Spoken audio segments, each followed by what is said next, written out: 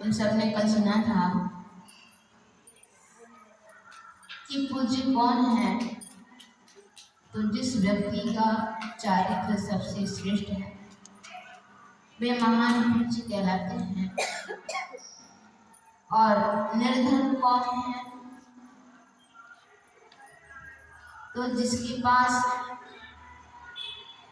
दृढ़ता नहीं है या अपना नियम संयम या चारित्र लेने के बाद उसको अच्छे ढंग से पालन नहीं करते हैं, तो वे निर्धन कहलाते हैं।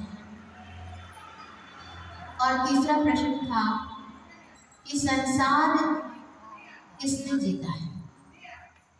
इस पूरे संसार को ऐसे कोई व्यक्ति है क्या जो सबको जीतते हैं, तो किसके माध्यम से जीता जा सकता है।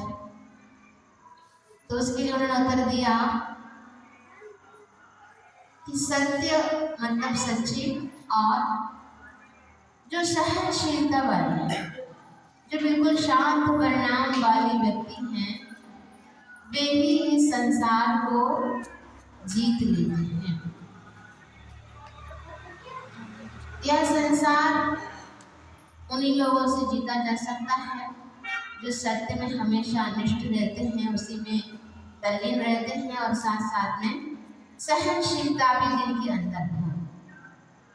सत्य को जीतने के लिए भी सहनशीलता आवश्यकता है, सहनशीलता की आवश्यकता है।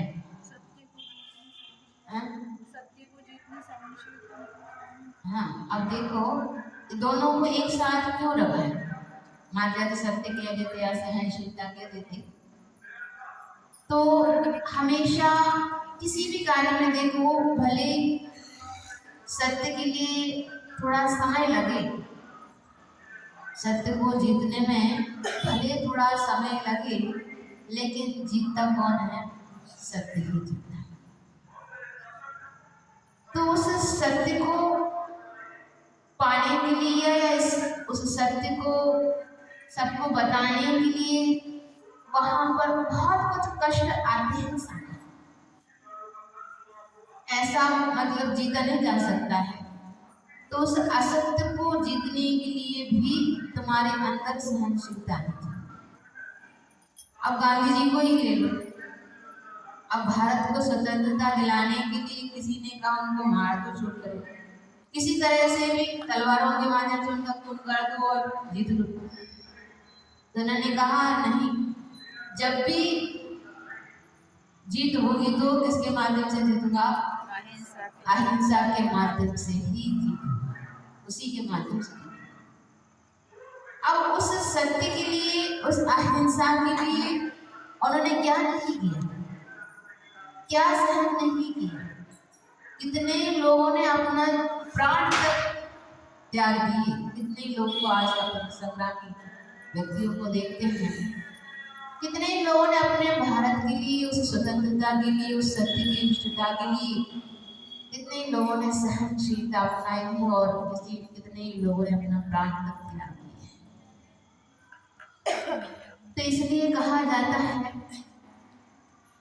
कि सत्य के लिए भी सहनशीलता की आवश्यकता है। राजा हरिश्चंद्र को आप लोगों ने सुना होगा, उसकी कहानी भी पढ़ी होगी तो पढ़ ले कि उसने मात्र सामने नहीं दिया, अपना राज्य उसने किसी को दिया नहीं था, लेकिन उसने स्वप्न में क्या किया था, राज्य को किसी के लिए सौंप दिया। तुरंत सुबह उठते ही बाहर चक्का बना और सबके लिए कह दिया चक्का महल में नहीं रहना है, ये अपना है नहीं, ये राज्य अपना नहीं है, चल इस राज्य से बाहर जाओ।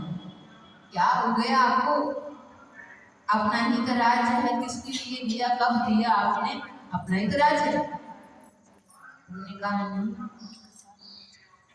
कहाँ दिया आपने, स्वप्न में इस राज्य को मैंने छोड़ दिया, त्याग दिया, अब जीवन नहीं रहना। वो तो स्वप्न था, तुम लोग के लिए स्वप्न लगता है, लेकिन मैंने तो दे दिया, जो मन से किया सो किया। उसको भी, उस सत्य को भी उन्होंने पालन किया। आखिर उस राज्य को छोड़ करके जो कैसे रहे, कैसे जीवित रहे, और बच्चों को अलग किया, पत्नी को अलग किया, भी अलग रहे, क्या नहीं, पूरा आप कहानी पढ़िए पता चलेगी। तो ये सत्य को पालन करने के लिए साथ में सहनशीलता की भी आवश्यकता है और कई कष्टों को सामना करना पड़ता है। अब आप ही लोग यहाँ देख लो ना, कोर्ट जाते हैं, वहां पर कितना कष्ट उठाना पड़ता है। एक को जीतने के लिए कितना कष्ट उठाना पड़ता है, 4 बार जाओ आओ करो, पैसा खर्च करो। तो सब जगह सहनशीलता की आवश्यकता है। और सती अंजना लोगों को देख लो, सीता को देख लो, भले भी उनको मालूम है, स्वयं को तो मालूम ही है, बाले बाहर वालों को नहीं मालूम है सत्यता क्या है, फिर भी अब कहने पर भी कोई मान नहीं रहा तो क्या करें। अब जो सामने हमारे लिए कष्ट आ रहा है उसको सहन करो। सहन किया, जंगलों में रही, ऐसे भी नहीं, गर्भवती अवस्था में रही, बच्चा को जंगल में पैदा किया। तुम लोग तो घर में रह कर के कारण नहीं पाते हो, थोड़ा सा सोचो, उस सती ने जंगल में रह कर के कैसे रही, क्या खाया होगा, क्या पिया होगा, कैसे उस बच्चा का पालन किया। तो उस सत्य के लिए उन्होंने कितना कष्ट को जीता। आखिर वास्तव में सबको मानना भी पड़ा, वह सत्य जीता भी है। बड़े समय लगता है, बस उन कष्टों को सहन करते चलो, देखना एक दिन जीत होगी। सपने में ये भी देखा होगा कि हमें किसको लाना, सपने में ये भी देखा होगा किसको लाना। अब उनको इतना ध्यान रहा कि नहीं रहा, लेकिन उन स्वयं तो अपने राज्य को तो छोड़ के चली गई। और पढ़ना उसको, हमने तो पूरा भी पढ़ा नहीं है, उसको सुना ही है। अरिस्टोटल की कराना कहानी प्रसिद्ध है, नहीं प्रसिद्ध है लेकिन अलग से है।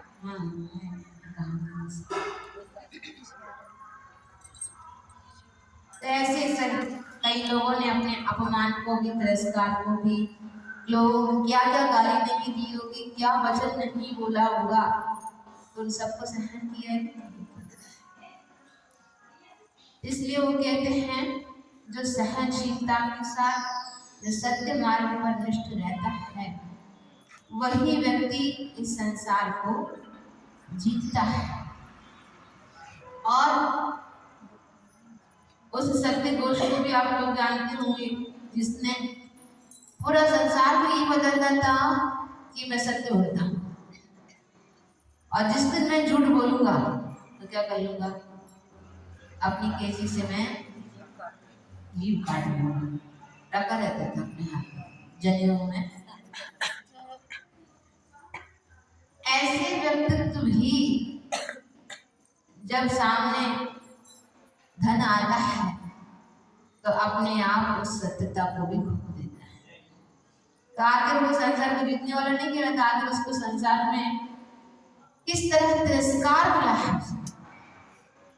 वो रत्न रख करके चला गया, भद्रनिधि तो जो था व्यापारी, तो उस सत्यता के सब जानते थे उसको, इतने सत्य, कुछ बहुत ज्यादा सत्य बोलता है, इस पर विश्वास है मुझे, इसके पास रख के जाऊंगा तो मैं वापस आकर के ले लूंगा, इतना नाम उनके लिए प्रसिद्ध है।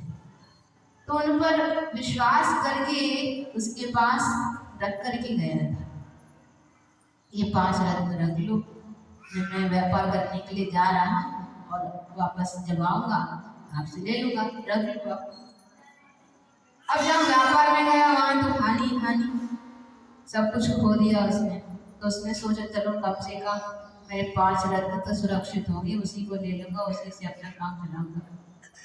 जब लेने गया तो उसने पहले से ही माहौल बना दिया कि देखना अभी अपने गांव में एक पागल व्यक्ति आएगा और कहेगा कि मेरे पास रत्न रख कर दिया है।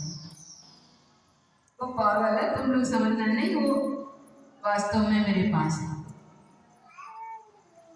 पहले से माहौल बना दिया था। जब आकर के बोलने लगा कि मैं जो रख के गया था तो वो रत्न मुझे दे दो वापस, तो कहते कब रख के गए?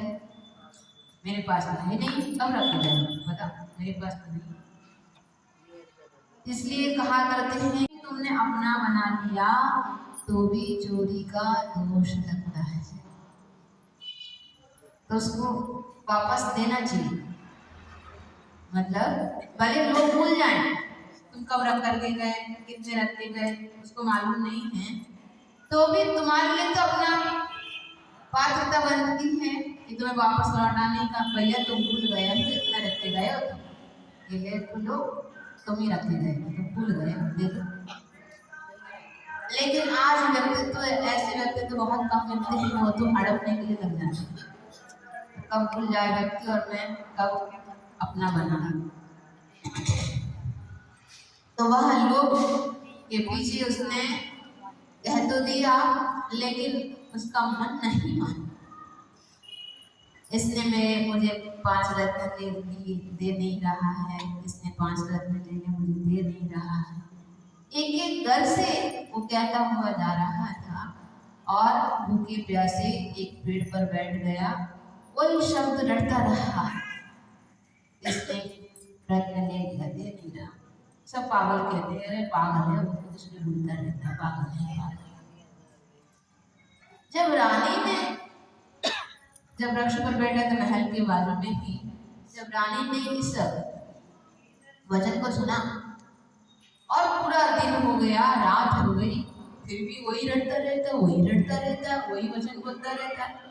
अरे पागल होता तो कुछ का कुछ बकता रहता और कुछ भी बोलता रहता। तो वो बहुत होशियार था, तो उसने जान लिया ये पागल नहीं है। नहीं, वो तो सेठ था ना, व्यापारी था, वो तो सेठ था। ये तो राजा की रानी है, उस नगर की रानी थी जो, तो वो होशियार थी, तो उसने समझ लिया और राजा से कहा, राजा देखिए पागल होता, कुछ ना कुछ बकता है और कुछ भी बोलता, लेकिन मैं इसको देख रहा हूँ 2 दिन हो गए, एक ही शब्द बोलता जा रहा है, इसका मतलब कुछ ना कुछ इसमें रहस्य होना चाहिए। आप मुझे आज्ञा दीजिए, इस रहस्य को मैं खोल सकूं। तो उन्होंने कहा खोल लो, कैसे खोलना चाह रहे हैं? मैं उसके साथ जुआ खेलूंगी, सत्य घोष के साथ मैं जुआ खेलूंगी, तो उसमें उसकी ही चीजों को मैं उसको ही रख करके जुआ खेलूंगी जिससे मुझे मिल जाए। तो उसके साथ उसने बैठ करके, पास में राजा भी बैठा रहता था, ऐसा किसी की शंका नहीं हो पाती थी। तो उसने पहले जन्म जीत लिया, फिर कैसे जीत लिया, फिर उसको कहा कि अपने कैसे को जीतने के बाद उसको अपने ही सहेली को दे करके कहा कि जाओ उसके घर में जाना, इसको दिखा करके कहना उनकी पत्नी से, सत्य घोष की पत्नी से, इसको दिखा करके कह देना कि वो रत्न मांग रहे हैं, जो रखे हैं 5 रत्न, वो मांगा, वही स्वयं ही मंगा रहे हैं, आप दे दीजिए, जाकर के बोल दो। तो जब जनेऊ दिया तब तो उसका विश्वास नहीं हुआ।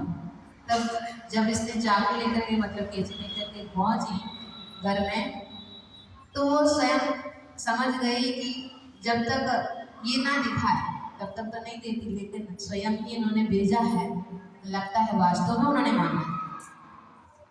तो उसने उठाया और दे दिया और पहुंच गए वहां पर, कीजिए रानी, मैं लेके आई हूँ, पहुंच गए, रहस्य खुल गया अपने आप।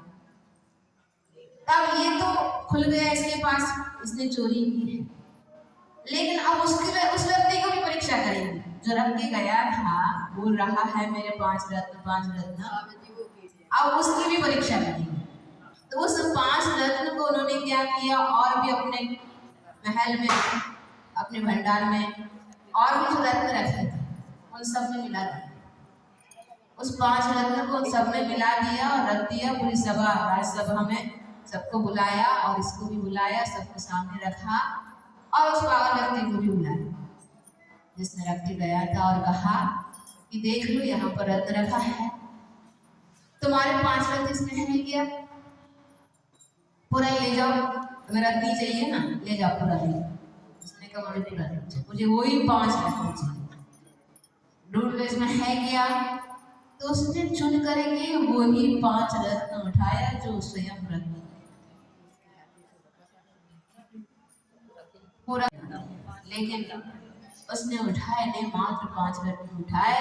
तब लोगों ने समझा वास्तव में ये सत्यवादी है, लेकिन ये तो सत्य गोष्ठ इतना बेकार है, बोलता तो ज्यादा था मैं सत्य बोलता हूँ, लेकिन असत्यवादी निकला है। तो उसको 3 दंड दिए गए थे, राज्य से बाहर जाओ और गुंडे के 3 मुक्के खाओ, या तो 3 थाली गोबर खाओ।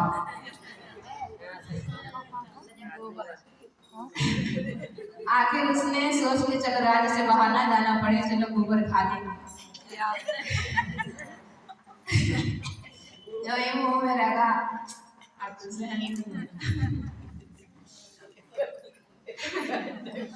बोले अभी कुछ ही कर रहे हो हम, लेकिन कितने ही पर्याय में वो भी हमारे लिए अच्छी लग रही थी, और भले वो अपने के घृणास्पद है ना।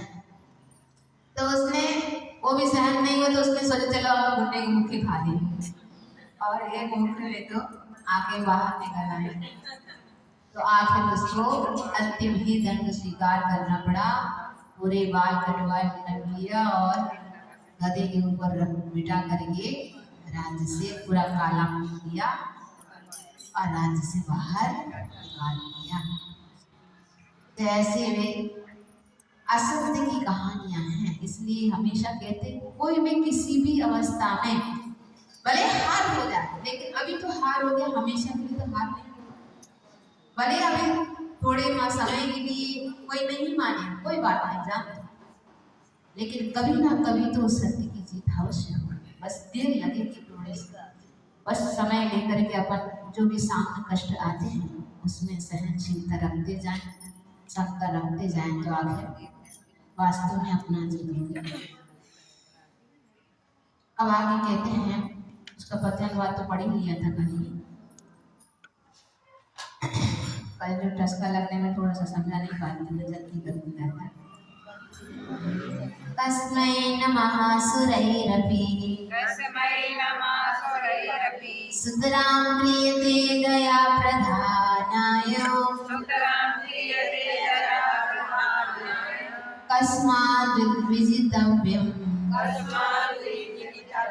संसारारण्यता सुधियः तस्मै नमः सुरैरपि सुतरां क्रियते दया प्रधानाय कस्माद् विजितव्यम् संसारारण्यता सुधियः।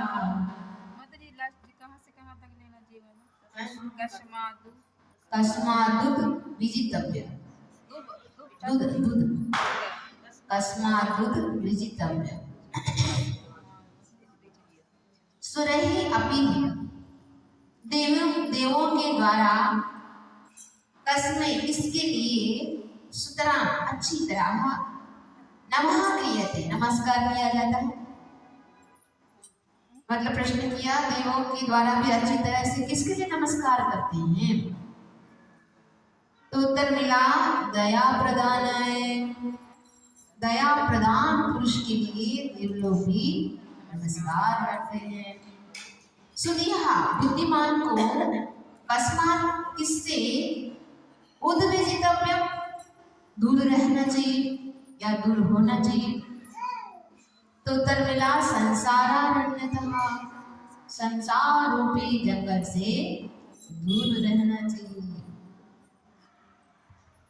तो पहला प्रश्न किया था देव लोग भी किसे नमस्कार करते हैं, सबसे बड़े माने जाते हैं, वैभव में भी बड़े होते हैं हम लोग, तो उन लोगों से भी वे लोग भी देव लोग भी किनके लिए नमस्कार करते हैं, तो जो व्यक्ति दया रूपी धर्म का पालन करने में श्रेष्ठ हैं उसको देवता भी नमस्कार करते हैं। जो व्यक्ति दयालु होता है, दया आत्मा का धर्म भी है, और हमारे जैन धर्म के लिए तो एक फाउंडेशन है, बेसिक है ना। उसके बिना नींव के समान है, उसके बिना धर्म प्रारंभ ही नहीं होता है। इसलिए हमेशा ही जो जीव अच्छे कर्म उत्पन्न होते हैं तो वे अवश्य ही दया धर्म का पालन करते हैं, और धीरे धीरे रात्रि भोजन नहीं करो चांद बात है। अब जिसके अंदर दया है, अहिंसा है, उसका पालन करना चाहता है तो उन नियमों का अवश्य रूप से पालन करता है।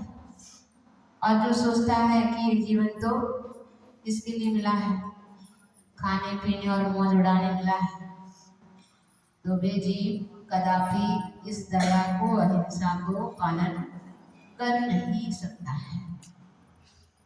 तो वहां तो मुनिराजों को तो देखो, उसी अहिंसा के लिए ही 5 महाव्रत होते हैं। जितने भी व्रत संयम जो हैं वे सब किसके लिए हैं? समिति देख लो, भूति देख लो, सब इसी अहिंसा के पालन के लिए ही पालन करते हैं। सूक्ष्म दृष्टि से देखा जाए तो आप लोगों को क्या होगा, तो ऐसे ही कम से कम अपन स्वयं त्रस्त जीवों का तो घात नहीं करें। और जो जीव सामने दिख रहे हैं और मुझे मालूम है इसमें बहुत सारे जीव हैं, इन्हें खाने पर या पीने पर बहुत सारे जीवों की हिंसा होगी, तो उनसे तो अपन कम से कम दूर रहे। उतना पालन नहीं कर पा रहे तो कोई बात नहीं, चलो महाव्रत का धारण नहीं बन पा रहे, वारी का नहीं बन पा रहे, साधु नहीं बन पा रहे, चलो श्रावक भी नहीं बन पा रहे, कोई बात नहीं, लेकिन कम से कम जैन धर्म तो बने, उतना तो दया पालन करे। नहीं तो मात्र जय बोलने से क्या होगा? अन्य व्यक्ति कहेंगे भैया तुम ही पालन नहीं कर रहे हो तो दूसरों को कैसी शिक्षा दोगे? तो स्वयं जो पालन करता है वहां पर तो कहा ही प्रतिक्रमण में दमो मंगलम कीटम अहिंसा संयमो तो देवावितस्य प्रणमन्ति दस धम्मे सया। जिन मुनिराज का मन हमेशा दया धर्म में, संयम में, तप में लीन रहता है, ऐसे साधुओं के लिए देवता भी नमस्कार करते हैं। वहां पर वीर भक्ति में कहा है। और यहाँ तो ये कह रहे हैं साधु तो ठीक है, अगर वे श्रावक भी अहिंसा का पालन करते हैं तो उसके लिए भी देवतागण आ जाते हैं नमस्कार करने के लिए। उस चांडाल को देख लो क्या हुआ था, मात्र उसका काम ही था, हिंसा करना ही काम था, लेकिन उसने इतना नियम लिया था कि मैं एक दिन के लिए क्या कर पाऊंगा, मात्र एक दिन के लिए क्या कर पाऊंगा, बाकी तो मुझे बचना तो मुश्किल है, मेरा काम ही वैसा है, मैं राज्य में कैसे रह पाऊंगा। उसने नियम तो ले लिया, चतुर्दशी के दिन पर्व दिन है तो उस दिन तो कम से कम हम क्या नहीं करेंगे, हिंसा नहीं करेंगे, कितने भी कैसा भी काम आ जाए, लेकिन उस दिन में नहीं करेंगे। लेकिन छोटे से छोटे नियम भी क्यों ना हो, उसमें भी परीक्षाएं आती हैं। तो उसके लिए परीक्षा हो गई। स्वयं राजकुमार ने ही पर्व के दिनों में उसने हिंसा की है, जो कि राजा को ज्ञात हुआ। और अच्छे ढंग से और बताएंगे कभी मौका मिले तो, अपना काम है तो वैसे ही कम चांसेस हैं, फिर भी कभी मौका मिले तो और अच्छे ढंग से बताएंगे हैं। अभी तो समय और नहीं वाला है, इसको पूरा करना है अभी। तो ऐसे उस स्थिति में राजकुमार के लिए दंड दिया जाए। जब राजा की बात जिसने नहीं मानी है, भले वो मेरा पुत्र भी क्यों ना हो, लेकिन उसको भी मैं नहीं छोड़ूंगा, उसके लिए भी दंड मिलना चाहिए। तो जब ज्ञात हुआ तो राजा ने कहा कि राजपुत्र ने ही कर दिया है, तो राजा ने तुरंत कहा कि उसकी क्या कर दो, फांसी पे चढ़ा दो, उसकी तलवार चला दी जाए उस पर। तो जो ही उसके पास, अब वो काम तो वही करता है, सब लोग थोड़ा ना कर पाएंगे, तो उसके लिए वहां पर उसके घर पहुंचा, चांडाल के घर पहुंचे भूत वालों ने, और वहां जाकर के कहा कि कहाँ है, उनको बुलाइए ना। तो उसी दिन चतुर्दशी पड़ गई, और जब देखा ना आज चतुर्दशी है और ये लोग आ रहे हैं, और आज मुझे हिंसा करना तो वैसे मेरा नियम है, भले प्राण चला जाए लेकिन आज मैं नहीं करूँगा। और आकर के पूछा कहाँ है वे, कहाँ गए वे, कहाँ गए, बाहर चले गए वे, बाहर गए हैं बाहर। अरे कैसा दुर्बुद्धि वाला है, कैसा उसका पुण्यहीन है, क्यों क्या हुआ, राजकुमार को फांसी पर चढ़ाने का सौभाग्य मिला है उसको, और जब चढ़ाता तो उसके पूरे शरीर में जितने भी आवरण थे सभी के सब उसको मिल जाता, और आज वो बाहर चला गया। आज जो ये होगा, अब देख, अब स्त्रियों का मन तो पिघल ही जाता है। तो जो ये आवरण का नाम लिया तो उसने सोचा कि अब तो होनी चाहिए, तो उसने क्या किया, वे बाहर गए हैं, बाहर इशारा तो कर रहे हैं अंदर और कहते हैं बाहर गए हैं, तो वो समझ गया कि बाहर नहीं गए हैं तो अंदर बैठे। तो जो जाकर के देखा अंदर छुपे हुए हैं, निकाला बाहर, और राजा को जाकर के कह दिया, ये तो जाकर के छुपा हुआ हिंसा नहीं करेंगे। वो कहता है नियम लिया, ये कौन सा नियम, चांडाल का भी कोई नियम होता है क्या, वो कहता है नियम लिया। तो राजा ने कहा आप दोनों को ही बांधो एक बोरी पर और दोनों को फेंको नदी, राजकुमार को भी बांधो और इसको भी बांधो, डालो नदी, और दोनों को बोरी में बांधा और जो ही नदी में डाला, राजकुमार तो डूब गया, और लेकिन चांडाल के लिए देवगण भी आ गए और वहां आकर के उनको सिंहासन बना दिया और उस पर उसको बिठा दिया, उसको बिठा दिया। एक चांडाल इतना नीच कुल में जन्म लेने के बाद भी मात्र अहिंसा, वो भी एक चतुर्दशी के दिन मात्र एक दिन पालन करने पर देवता लोग आकर के उनके लिए पूजा अर्चा कर सकते हैं, तो तुम लोगों के लिए नहीं करेंगे क्या, तुम उस चांडाल से नीच हो गया। तो हमारे अंदर भाव तो आए, उस दया धर्म का भाव को अपने मन में पालन करें, अन्यथा कैसे होगा। मन में तो यही सोचते रहा, अरे कहाँ तक जीवों को बचा, बहाओ तो सही, पानी बहा दो, कहीं भी जला दो, कुछ भी कर दो, कहाँ तक जीवों को बचा, ये प्रमाद कहलाता है। ये भाव जब आता है अपने मन में तो समझ जाओ प्रमाद है। भले हमारे हाथों से तो ना मरे, वो जीव मरना ही मरना, वो तो ठीक है, हम बचा नहीं पाएंगे, लेकिन अपने हाथों से तो नहीं मरे। इतना तो अपन भाव लाओ कि बचाने के भाव तो रखें, भले वो बचा नहीं पाएंगे लेकिन बचाने का भाव अपने अंदर होना चाहिए। तो ऐसे अहिंसा और दया जिनके अंदर है वे ही क्या हैं, देवताओं के माध्यम से भी पूज्य बन जाते हैं, वे लोग भी नमस्कार करते हैं। और बुद्धिमान पुरुषों को किससे डरना चाहिए, प्रश्न पूछा, बुद्धिमान पुरुषों को किससे डरना चाहिए, तो उत्तर मिला संसार रूपी जंगल से डरना चाहिए। जहाँ कहाँ रह रहे हो आप लोग, जंगल में, अरे माता जी कहाँ जंगल में रहे, डांट वाट है, अच्छे इतने बड़े बड़े मकान बनाए, इतने बड़े बड़े घर बनाए, उसमें रह रहे हैं हम लोग एसी कूलर में, आप कह रहे जंगल में। जंगल में जाने पर कितना कष्ट का अनुभव होता है, वैसे के वैसा अनुभव कहाँ होता है, संसार में होता है। इसीलिए तो जंगल के समान कहा है, जैसे वहां पर कई तरह के भयंकर क्या रहते हैं, जीव जंतु रहते हैं, ऐसे ही ये परिवार में बड़े बड़े जीव जंतु हैं, एक से एक कम नहीं है। तो उन जंगल में रह करके भी अपने आप को कौन सुखी मानेगा? वो तो यही चाहता है इस जंगल से कब पार कर दूं मैं। तो एक एक समय उसके लिए क्या लगता है? डर सा लगता है, कब निकलना, कब पार होगा। तो ऐसे ही जो बुद्धिमान पुरुष होगा वो किससे डरेगा? इस संसार रूपी जंगल से डरेगा नहीं। आपको जंगल में छोड़ दें क्या तो पूछते ही डर जाओगे, अरे जंगल में मैं नहीं जाऊंगा। और यहाँ पर संसार में रहना हो तो तैयार हो जाते हैं जंगल।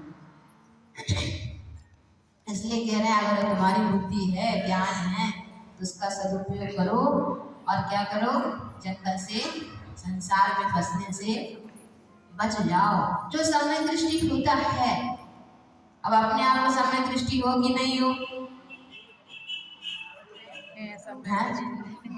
जो समय दृष्टि होता है उसके पास एक नहीं चार चार गुण होते हैं।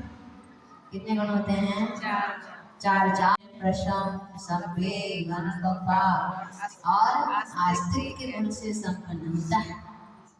अब ये चारों में से नहीं है तो समझ जाओ अभी वो उतनी अड़िग श्रद्धा नहीं है भगवान की वचनों पर। तो अभी सोच रहा है भगवान कह के चले गए, अब ये सब थोड़ी ना है। लेकिन जो जो चला तो जाता है, जो जो अनुभव होता है तो उसको समझ में आता है कि हाँ वास्तव में भगवान ने सही कहा।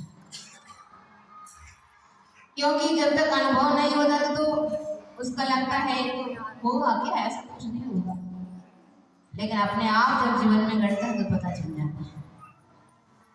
तो ऐसे एक यहाँ पर उसी अनुकंपा और संवेग की बात यहाँ पर कही है। तो हमेशा संसार से, दुखों से भयभीत रहता है, वही संवेग भावना कहलाती है।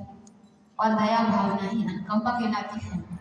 और हमेशा शांत परिणाम से रहता है, पहले गुस्सा नहीं आती, ऐसे प्रसन्न भाव को भी धारण करता है। और साथ साथ में भगवान के वचनों पर अड़िग श्रद्धा भी रखता है, वह आस्तिक गुणों से संपन्न रहता है। ऐसे चारों ही गुण किसके पास है? आप लोगों के पास है कि नहीं है? अब वापस आ गए नहीं है। अभी तक कह रहे थे हैं हम लोग सामने दृष्टि की, अब कहने लगे कि नहीं है। गुस्सा आती है और सब बाकी सब गुण है, बस एक ही गुण नहीं है, बाकी तीन है आपके पास है। अगर संसार से डर लगने लग जाए तो फिर तो एक एक क्षण ऐसा लगता है कि मैं कब खिड़की खुली मिले बस। कषाय तो रहेगी, कहाँ तक रहेगी? कहाँ तक रहेगी? हाँ, अभी नहीं मिटने वाली है वो कषाय, ये तो 10वें गुणस्थान तक रहने वाली है कषाय। इतना है कि उतनी बड़ी कषाय नहीं है, उतना तो कम अनंतानुबंधित नहीं है, उतनी तीव्र कषाय तो नहीं है कि मेरे लिए एक इतना सा वचन बोल दे तो मैं बंदूक मार दूं उसको।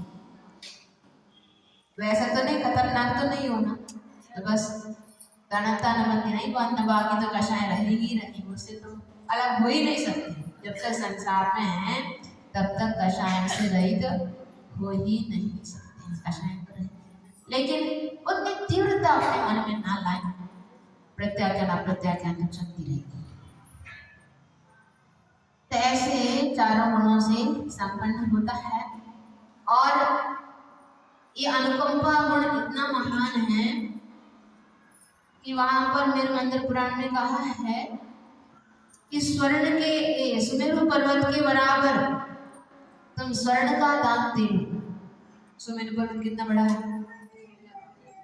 1,40,000 योजन सबसे बड़ा पर्वत है। तो 1,40,000 योजन ऊंचा उस सुमेरु पर्वत के बराबर क्या देना? सोने का, स्वर्ण का दान देना संभव है क्या? जितना वो दान दे करके पुण्य कमाएगा उतना पुण्य एक जीव का अभय दान देने से मिलता है, एक जीव की जीवन दान देने से मिलता है। इतना बड़ा दान तो हम दे नहीं पाएंगे, लेकिन अभय दान तो दे ही सकते हैं, जीवों की रक्षा तो हम कर ही सकते हैं। तो इसी बात को गुरु महाराज ने अपने पद्यांग में कहते हैं देवों द्वारा किसे सदाई नम्र प्रणाम किया जाता। जहाँ प्राणियों को निश दिन ही सुदया दान दिया जाता।